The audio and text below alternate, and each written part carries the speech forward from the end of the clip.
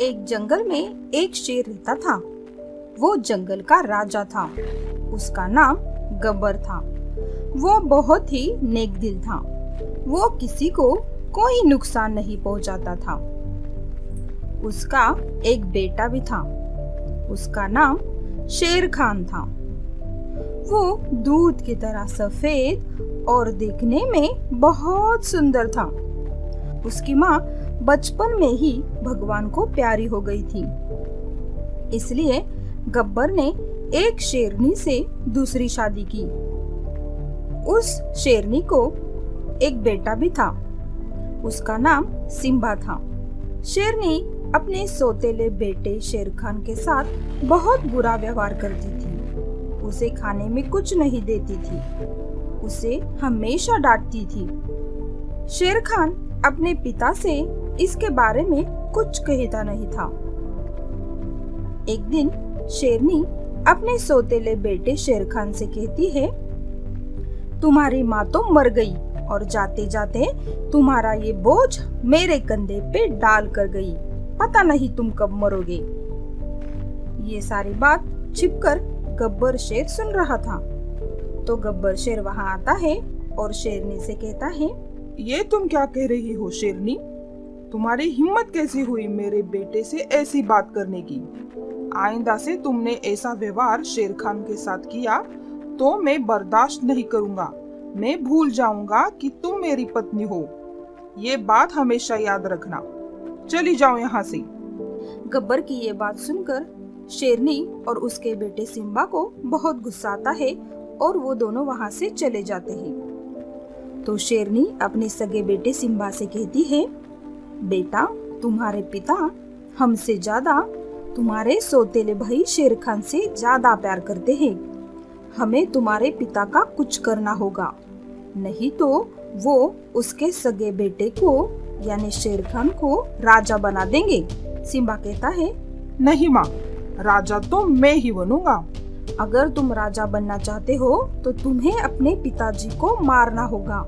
लेकिन ये गब्बर तो बहुत शक्तिशाली है, उसे मारना इतना आसान नहीं है। तुम चिंता मत करो, मैं अपने दोस्त बाघ के साथ इस काम को अंजाम दूंगा। तो सिम्बा अपने दोस्त बाघ से मिलने जाता है और कहता है, दोस्त, क्या तुम मेरी मदद करोगे?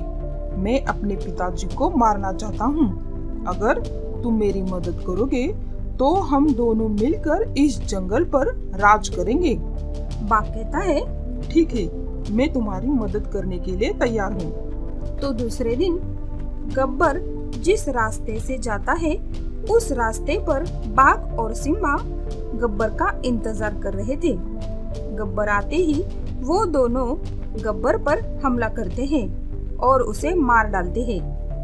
गब्बर को मारने के बाद बाघ और सिम्बा शेरनी के पास जाते हैं और शेरनी को गब्बर के मौत के बारे में बताते हैं। शेरनी कहती है, शाबाश, अब हमें तुम्हारे सौतेले भाई शेर खान को भी मार देना होगा और गब्बर का पूरा परिवार खत्म करना होगा। ऐसा करने से राजा बनने के लिए कोई नहीं बचेगा और सिम्बा, तुम ही राजा बनोगे। ये सारी बात छिपकर शेर खान सुन रहा था। तो शेर खान वहाँ आता है और सिम्बा से कहता है, तूने राजा बनने के लिए अपने पिताजी को ही मार डाला। मैं तुम्हें जिंदा नहीं छोड़ूंगा। ऐसा कह के सिम्बा और शेर खान में लड़ाई चालू होती है। लेकिन शेर खान सिम्बा से लड़ नहीं पाता और वो वहाँ से भाग जाता है। शेर खान दूसरे जंगल चला जाता है और एक पेड़ के नीचे रुक जाता है। तो वहाँ एक जादुई घर प्रकट होता है और उस घर में से एक सुनहरा शेर निकल आता है। वो सुनहरा शेर शेर खान से कहता है, बेटा, तुम बहुत परेशान लग रहे हो, क्या बात है?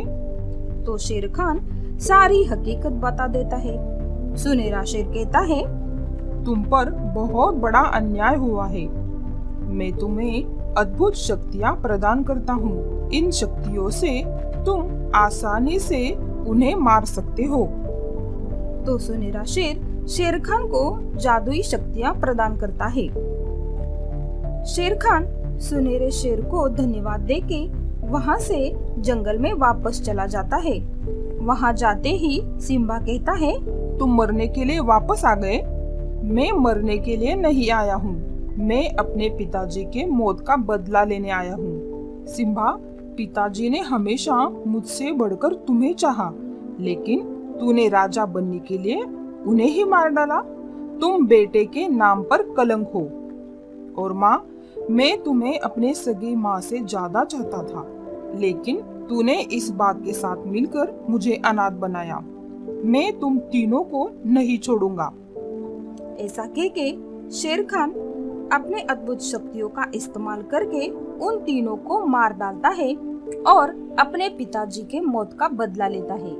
अगर आपको कहानी अच्छी लगे तो लाइक, शेयर और सब्सक्राइब जरूर करें।